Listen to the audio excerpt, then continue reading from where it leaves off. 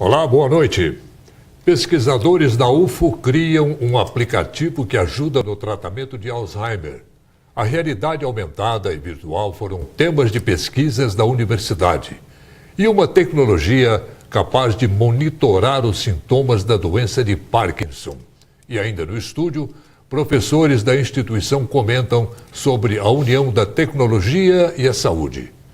Quais são as perspectivas para o futuro? É possível encontrar a cura de doenças através da tecnologia? Essas e outras informações você confere agora no Jornal da UFO.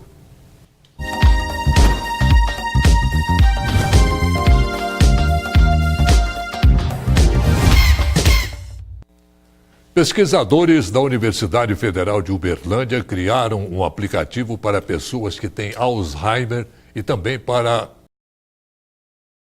do paciente. A ideia é ajudar no tratamento da doença. Confira na reportagem. Tome o remédio indicado pela seta vermelha. Um aplicativo que lembra o paciente de tomar o remédio e também ajuda a recordar quem são os parentes, lugares e ocasiões. É a tecnologia aliada à saúde. O aplicativo foi criado pelo Keynes, estudante de doutorado da Faculdade de Engenharia Elétrica da UFO. Possui 3 funcionalidades. Uma é a questão da segurança, para localizar o paciente caso ele se perca fora de sua residência. E a outra seria a de tratamento farmacológico, que o sistema, a aplicação vai alertar o momento que ele tem que tomar o remédio, a quantidade, e ele também auxilia na localização do remédio que ele tem que tomar. E a terceira funcionalidade seria dele fazer uma atividade cognitiva, através de fotos, que ele consegue interagir por comando de voz para estimular a mente. O professor da Faculdade de Engenharia Elétrica e orientador do estudo conta que a ideia do aplicativo foi pensada em conjunto com profissionais de outras áreas, como a psicologia e a neurologia. Então nós nos reunimos com esses profissionais, trocamos ideias, identificando essas demandas e a partir dela a gente busca soluções para atender esses profissionais e isso se converte depois no aplicativo para as pessoas que necessitam dessa demanda. O programa tem 2 interfaces, uma para o paciente e outra para o cuidador ou a família. Além de usar a técnica da realidade aumentada por meio do comando de voz e imagens, o aplicativo ainda permite que o paciente seja localizado. Para isso, ele precisa usar um rastreador. Ao clicar neste ícone, o sistema, por meio do GPS, indica o lugar em que o paciente está no mapa. O estudo é pioneiro. Segundo os pesquisadores, não existe em nenhum lugar do Brasil nem do mundo um aplicativo que agregue todas essas funcionalidades. Segundo o orientador da pesquisa, o aplicativo foi desenvolvido para pacientes que estejam no 1º e 2º estágios da doença de Alzheimer. O neurologista Marcos explica que a doença evolui em 3 fases. A fase inicial, ela se caracteriza pelos aqueles primeiros sintomas em que o paciente tem esquecimentos corriqueiros do dia a dia, Esquece recados, esquece nomes, às vezes conta histórias de forma repetitiva, Ela te conta uma história, daí a pouquinho te conta de novo, esquece o que almoçou, por exemplo. À medida que a doença avança, ela entra numa fase chamada na fase moderada da doença, em que os sintomas se tornam um pouco mais graves. Nessa fase, o paciente, além dos esquecimentos, ele apresenta um comprometimento funcional maior. Por exemplo, ele pode se perder na rua, às vezes sai de casa para ir no supermercado, por exemplo, e se perde no caminho e não consegue voltar para casa. Períodos de agitação, em que às vezes ele está na sua casa e não reconhece aquilo como sendo o seu ambiente, e fica às vezes confuso. E uma fase mais avançada, em que o paciente se torna mais dependente, inclusive para alimentação, para higiene, para trocar uma roupa, para preparar uma comida que ele já não teria condições, O aplicativo ainda é um protótipo e vai passar por alguns processos para aprimorar as funções. Mas os pesquisadores avaliam que o estudo tem grande potencial para ajudar no tratamento contra o Alzheimer e retardar o desenvolvimento da doença. A tecnologia evolui e o ser humano acompanha esse crescimento. No nosso debate de hoje, nós vamos falar como a tecnologia tem auxiliado no desenvolvimento de tratamentos médicos. pesquisadores da UFO já criaram várias ferramentas que ajudam na prevenção e no tratamento de doenças. Eu recebo aqui no estúdio os professores da Faculdade de Engenharia Elétrica, Edgar Lamounier e Alexandre Cardoso. Boa noite, Edgar. Boa noite. Boa noite. Boa noite, Orley. Boa noite. Prazer muito grande tê-los conosco aqui. Edgar, é a junção da medicina com a tecnologia nessa história do equipamento para ajudar no tratamento do Alzheimer. Como é que é isso? Como é que você explica isso? Eu diria que as demandas da medicina, né, da área de saúde, e o avanço da tecnologia são duas coisas que elas andam em paralelo, né?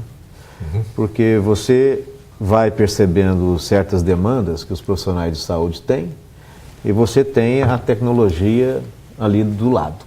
Aí surge a pergunta, né? Diante dessa demanda e diante dessa tecnologia, como que eu posso explorar, né, esse conhecimento científico, esse conhecimento tecnológico, a fim de ajudar os nossos profissionais de saúde nas demandas que eles têm. A medicina, o médico, vamos dizer assim, ele apresenta a demanda para vocês e vocês vão... E a gente vê, olha, diante desse problema, o que nós temos hoje de tecnologia desenvolvida, como que nós podemos abraçar esse conhecimento tecnológico e fazer disso uma solução ou diria até uma ferramenta de auxílio para o profissional de saúde. Alexandre, como é que é feita essa interface entre a informática, a tecnologia e o ser humano?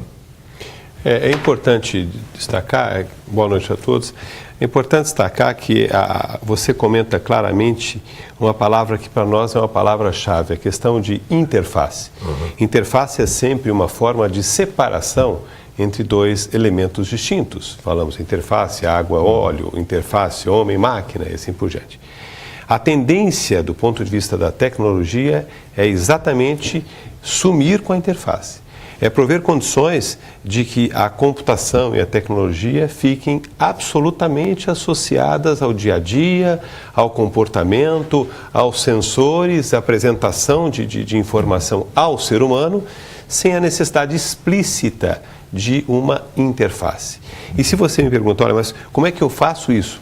O primeiro princípio para que isso suma é que nós possamos trabalhar, seja no nível da percepção daquilo que queremos, e portanto da ação do homem sobre a máquina, seja na condição de resposta da máquina, portanto da interação com o ser humano, com a menor dificuldade de aprendizado possível. E nesse sentido, as tecnologias que nós temos hoje e para a qual estamos caminhando do ponto de vista de evolução, elas são uma situação, ou elas criam uma situação na qual efetivamente o ser humano dispensará o aprendizado de máquina e trabalhará muito mais afinado com essa condição de troca de informações com ela. O Edgar, como é que se explica essa coisa de o nosso telespectador entender direitinho, coisa de realidade virtual e a realidade aumentada? Como é que é isso? A realidade virtual, ela é, como o Alexandre comentou, ela é uma interface. A realidade virtual é uma forma do ser humano interagir com o computador, né? Mas ela é uma interface diferente daquelas interfaces tradicionais que a gente vê no computador, aquelas telinhas em duas dimensões, né? Está sempre em duas dimensões. A realidade virtual é o mesmo princípio. Só que ao invés de apresentar a informação em duas dimensões, eu apresento em três dimensões, né? Com isso eu consigo transportar o meu usuário, a pessoa que vai fazer o uso da realidade virtual, para um ambiente que para ele é mais natural, é mais intuitivo, ele se sente mais ambientado através da realidade virtual. E ali tudo é criado no computador, tudo é criado sinteticamente, nada ali é real. Então esse é o aspecto da realidade virtual, muito usado hoje em games, né? O pessoal na área de indústria, de jogos usa muito. Então você se sente como se estivesse num campo de batalha, né? Principalmente quando você coloca um óculos daqueles de realidade virtual, né? Você olha para o lado e só vê inimigo que você tem que estar matando. Você vai na lua com o óculos. Isso, aí você vai.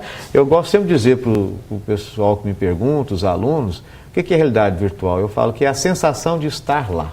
Lá onde? Onde você quiser. Ou na lua, ou no mar, ou num campo de guerra, né? Num campo de futebol. Mas ela é totalmente gerada por computador. Todo o ambiente é gerado por computador. Essa é a realidade virtual. Agora, a realidade aumentada, ela tem uma nuance um pouquinho diferente. Porque é também uma interface. Só que ali você não tem tudo gerado por computador. Eu vou precisar de uma câmera, né, para filmar e captar o ambiente real. Então, quando eu faço uso da realidade aumentada, eu estou nesse ambiente, eu não sou transportado para outro ambiente, né? Eu estou no meu ambiente, onde eu estou localmente. Aí, nesse ambiente, por meio da tecnologia e da câmera digital, eu insiro informações gráficas. Um exemplo clássico é aquele Pokémon GO, né? Que o pessoal usava aí. Algumas revistas também já estão usando essa realidade. Sim, estão aumentada. usando. Você às vezes, e é revista para te trazer informação ou para te ensinar alguma coisa.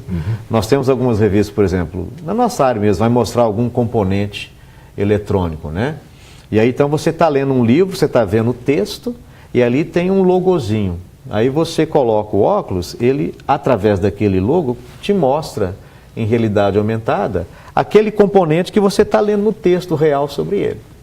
Então, aí dependendo o que você quer transmitir para o seu usuário, você pode fazer o uso, ou o seu leitor, ou o seu paciente, o uso ou da realidade virtual ou da realidade aumentada. Depende da aplicação. Nós voltamos com esse papo já já. Imagine conseguir ver o coração de uma pessoa fora do corpo através de um óculos.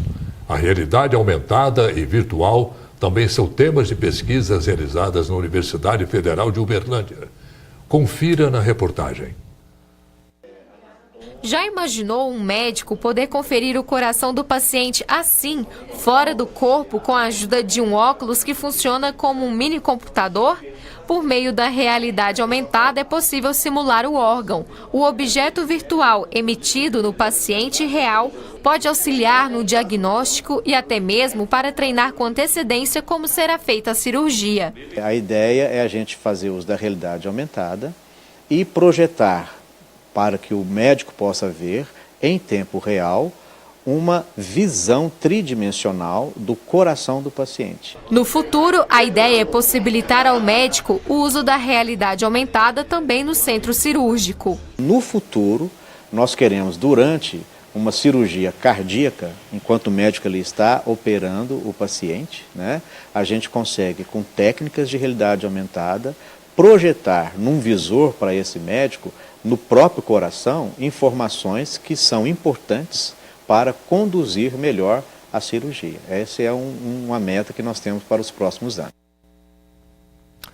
Alexandre, a gente poderia chamar esse tipo de procedimento de uma cirurgia robótica? Não. Eu acho que é uma cirurgia apoiada por robô, né? Na verdade, quando nós trabalhamos com o conceito da realidade aumentada, de forma bastante efetiva, você terá uma projeção sobre o paciente que reflete uma condição real do órgão. Então, você teria condições de, usando os equipamentos que utilizamos hoje, notadamente para fazer uma ressonância magnética, para fazer uma tomografia, capturar aquela informação processada por computador reconstrói o órgão, alvo, é claro, do desejo da intervenção e projeta esse órgão, que é o desejo da intervenção, por exemplo, em cima do peito do paciente, amparando o médico na tomada de decisão para, por exemplo, uma punção ou uma atuação em cima do órgão real. Isso, obviamente, proporciona uma segurança maior no procedimento. Maior segurança, uma atuação mais efetiva do médico e até a questão de comodidades. Conversávamos ontem, segunda-feira, com um dos colegas do Hospital das Clínicas e mostramos para ele um dos nossos projetos envolvendo a concepção do cérebro e do cerebelo virtual. E ele dizia, olha, isso vai nos amparar muito quando for necessária uma intervenção para, por exemplo, uma punção no cérebro ou para fazer uma entrada de uma cânula naquela região do cérebro. Nós teríamos muito mais segurança quando amparados por uma projeção que se dá sobre a cabeça do paciente e que acompanha a cabeça do paciente com o objeto virtual colocado sobre ele. Edgar, futuramente, com o avanço das pesquisas e da tecnologia, Nós seremos capazes, a medicina, amparada com a tecnologia, serão capazes de resolver outros problemas sérios de saúde do ser humano? Ah, sim, eu acho que essa é uma tendência natural, né? Porque há algumas coisas dentro do aspecto da saúde, do aspecto médico, que os médicos ainda estão descobrindo, né? Principalmente hoje a gente tem um avanço muito grande na questão das leituras das ondas cerebrais, né?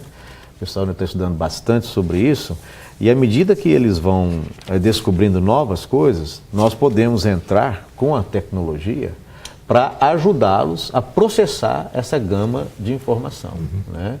Então, esse exemplo que foi dado aí da questão do Parkinson, né? Há hoje a possibilidade, porque o Parkinson, quando ele se manifesta, não é assim de uma hora para outra, ele já está vindo há algum tempo. Mas o paciente não sente ainda e não demonstra. Mas como o pessoal consegue, com informação que vem da área de saúde, que há ali algumas pequenas coisas de fisiologia no corpo humano, onde nós podemos ali captar essa informação, captar esse sinal que o próprio corpo humano oferece, então a gente pode antecipar que esse paciente, no futuro, talvez não muito longe, vai começar a manifestar. Ele já tem o Parkinson.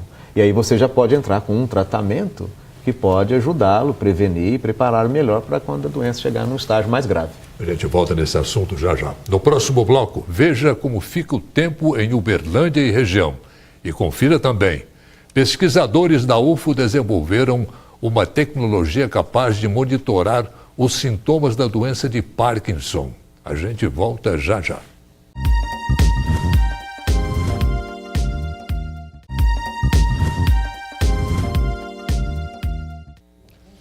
E o outono está se aproximando e com ele as naturais mudanças climáticas. Veja agora como fica o tempo em algumas cidades do Triângulo e Alto Paranaíba.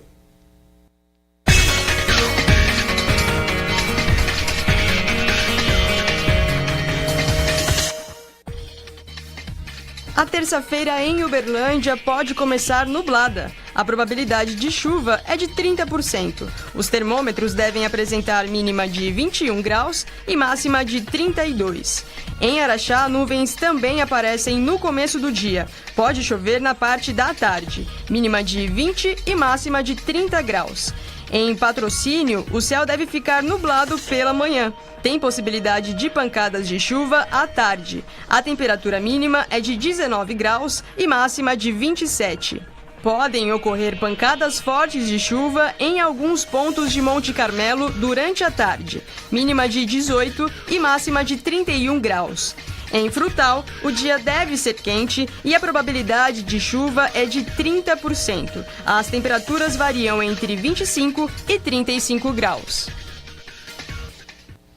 Pesquisadores do Núcleo de Inovação e Avaliação Tecnológica em Saúde, NIATS, da Universidade Federal de Uberlândia, desenvolveram uma tecnologia capaz de monitorar os sintomas da doença de Parkinson. Veja só que interessante. Dentro desta luva estão os sensores que captam o tremor do Senhor Aparecido. E tudo é registrado. O gráfico colorido quantifica o tremor, enquanto que o azul se refere à musculatura do braço do paciente. Toda essa tecnologia tem uma proposta importante: melhorar o diagnóstico e o tratamento da doença de Parkinson. O sistema criado pelos pesquisadores diminui a subjetividade e dá mais precisão ao reconhecimento da doença, que afeta o sistema nervoso central e não tem cura. O diagnóstico, ele é especificamente clínico, não tem um exame específico, né? Então a gente tenta quantificar isso para ajudar nesse diagnóstico. Tanto um diagnóstico inicial quanto ao longo do tempo, porque a patologia ela evolui, essa doença ela evolui. Então esses sinais, sintomas, eles podem serem agravados. Então ao longo do tempo, ao longo dos anos, a gente vai repetindo essa avaliação para melhorar, para reajustar algum tratamento, reajustar algum medicamento, ajudar nesse reajuste. A tecnologia já foi testada em centenas de pessoas com Parkinson. Segundo o coordenador do curso de Engenharia Biomédica, Idoni Yates, o sistema permite fazer uma previsão não só do estado atual da doença, mas do futuro, que geralmente é motivo de angústia para o paciente. São feitas coletas de dados durante meses e, por meio desse acompanhamento, é possível fazer ajustes e correções no tratamento. O que os medicamentos, o que as terapias elas tentam fazer é, de uma forma ou outra, aliviar, controlar esses sinais motores. A luva, ela tenta registrar esses sinais. Então, veja bem, se você está recebendo, né, um determinado medicamento para aliviar esse seu sintoma, mas se ele não está fazendo efeito, certamente aquela luva ela vai poder medir ali aquele sinal motor seu e indicar que aquele tratamento não está sendo efetivo. Uma outra aplicação dela seria você estar tentando fazer uma previsão de como o indivíduo estará no futuro. Outra vantagem é que a tecnologia pode ser usada em centros cirúrgicos para auxiliar neurocirurgiões. Durante a cirurgia, o médico, o profissional, ele tem uma grande dificuldade em ajustar os parâmetros desse neuroestimulador para controlar, né, bem a questão motora do indivíduo. Então, a luva pode ser utilizada aqui naquele ambiente para que o médico tenha um parâmetro objetivo e, dessa forma, ele consiga fazer essa estimativa, esse ajuste correto dos parâmetros. E esse é só um dos estudos do Núcleo de Inovação e Avaliação Tecnológica da UFO. O núcleo existe há 10 anos e já desenvolveu diversas pesquisas. Além disso, conta com parceiros nacionais e internacionais como Alemanha, Estados Unidos, França, Canadá e Inglaterra. 4 professores da engenharia biomédica e alunos de vários cursos de graduação e pós-graduação fazem as pesquisas. Em setembro, o núcleo recebe um estudante da França. Aqui, eles criam tecnologias para serem aplicadas na área da saúde. E elas são usadas também fora do Brasil. O Centro Cirúrgico do Departamento de Neurocirurgia da Universidade da Califórnia, nos Estados Unidos, é um exemplo. A tecnologia está pronta para ser usada em clínicas, laboratórios, centros cirúrgicos. Tudo é pensado nos mínimos detalhes, inclusive o formato e a aparência da luva, que por enquanto dá suporte de fixação para os sensores. Isso porque agora eles têm um novo desafio: acoplar tudo isso aqui dentro da luva. Os pesquisadores estão estudando uma maneira do paciente usar o sistema também em casa. Para isso, precisam pensar em uma forma de embutir os sensores e o gravador dos dados para que a pessoa consiga usar sem incômodo. Outra questão importante é que os sensores precisam estar posicionados corretamente dentro da luva. Mas imagina se a pessoa tem uma luvinha dessa em casa e ela pudesse usar isso lá. Então ela chega e ela tem um implante desse, né? Um neuroestimulador. Então, essa luvinha poderia de alguma forma sentir que a pessoa está tendo alterações nos padrões motores e, de acordo com essas alterações, a luvinha poderia transmitir sinais para o neuroestimulador para ele se reajustar. Dessa forma, a gente evitaria os inúmeros problemas que são vistos por aí mundo afora. São mais de 6 anos trabalhando nessa pesquisa e desenvolvendo toda a tecnologia necessária. Tudo para melhorar o bem-estar e a qualidade de vida das pessoas. Eu acho que a gente está participando, a gente está colaborando de alguma maneira e está ganhando também, né? Edgar, a gente pode dizer que esse tipo de tratamento logo, logo estará disseminado para todos? Eu acredito que sim. É um processo, né? Uhum. Porque quando você está naquela pesquisa, existem vários questionamentos que ainda precisam ser resolvidos, né? Uhum. E depois que você tem isso resolvido de forma segura, né, você já pode trabalhar com isso com o paciente final. Então, é muito importante, quando você vai tratar de tecnologia para o paciente, ter um preparo com bastante critério, né? Por quê? Porque quando você olha o nosso, vamos dizer, o nosso usuário final, que é o paciente, né, ele fica com expectativa, né? Cria uma esperança enorme, cria uma esperança de melhora de vida, de qualidade, né? Então, você não pode chegar lá e entregar com um nível de correção ainda muito grande, né? Mas, depois que você passa dessa fase, né, que você já tomou todos esses cuidados, onde a tecnologia pode atuar, né, e aí você então chega com essa tecnologia junto do paciente e o médico dele, né? Aí nós estamos chegando num momento em que a possibilidade de disseminação e acesso a todas as pessoas que precisam daquela tecnologia, ele está um passo mais próximo, né? E um detalhe que eu estava falando para você, é um processo com bastante critério, porque o paciente, ele não vai confiar na minha pessoa por ser a pessoa da tecnologia. Se o médico falar para ele, olha, eu estou acompanhando, vou estar aqui com você, para você poder usar, né? Ele não me aceita, né? E aí depois dessa aproximação, e aí a gente tem um feedback, né, do próprio paciente, que às vezes nem eu e nem o médico conseguimos ter. É só depois que ele está usando de fato, num caso real, que ele vai me dar uma informação para eu poder adaptar. Já está na prática. E aí, a hora que passar por tudo isso, existe a disseminação. Alexandre, o uso das ondas cerebrais em casos como esse, como é que é? Efetivamente, o desenvolvimento dessa captura de sinais, já mencionado pelo professor Edgar, ele vem evoluindo de tal sorte que, se associarmos a captura do sinal com elementos capazes de fazer adequada interpretação, é possível, e vimos uma experiência como essa no ano passado, que duas pessoas distintas, com capacetes de captura dos sinais cerebrais, conversem sem silabar. Quer dizer, não há movimento de lábio, não há qualquer tipo de expressão, e a captura dos mapas cerebrais, essas ondas cerebrais, permitem um diálogo, vamos dizer assim, mediado por uma inteligência artificial e algumas estratégias de decodificação de sinal e de constituição de gramática e linguagem, que as duas pessoas comuniquem ou tenham uma troca de informação. Beleza. Agora é hora de saber a programação da UFO. Confira os eventos marcados para esta semana na universidade.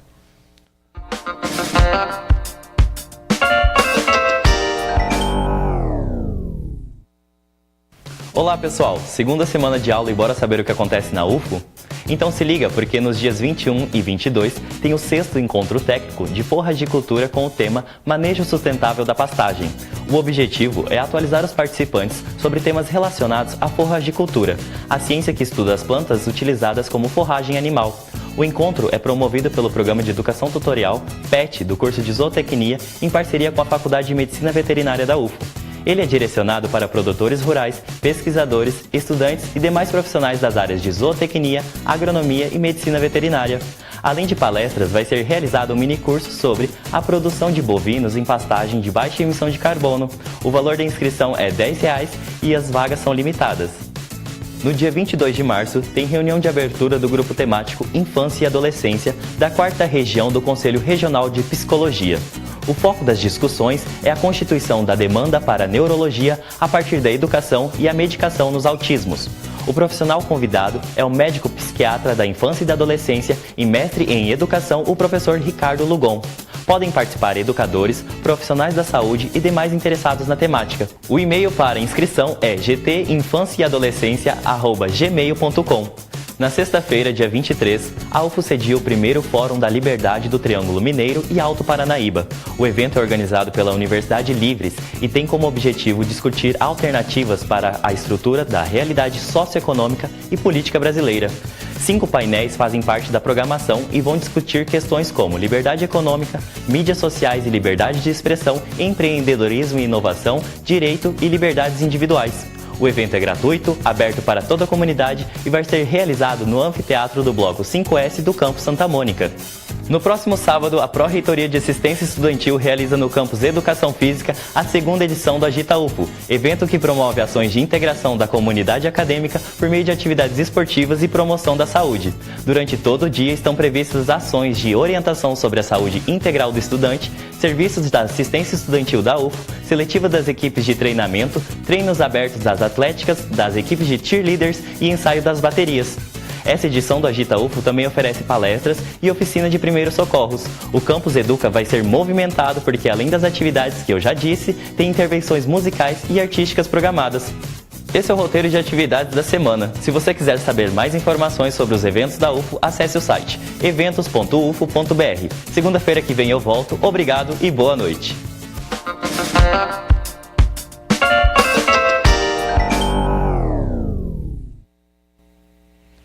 Professor Edgar, professor Alexandre, muito obrigado Bem, pela muito obrigado. presença de vocês. Obrigado, Nós que agradecemos, foi um Com prazer. certeza a gente breve estará de volta com esse assunto que é tão fascinante que meia hora só não dá para a gente dissecar. Muito Prazer obrigado. enorme estar com todos vocês aqui nessa noite. Muito obrigado mesmo. Prazer foi nosso. Muito obrigado. O Jornal da UFO fica por aqui. Amanhã teremos o nosso próximo encontro às 7 da noite. Tenha uma boa noite e até lá.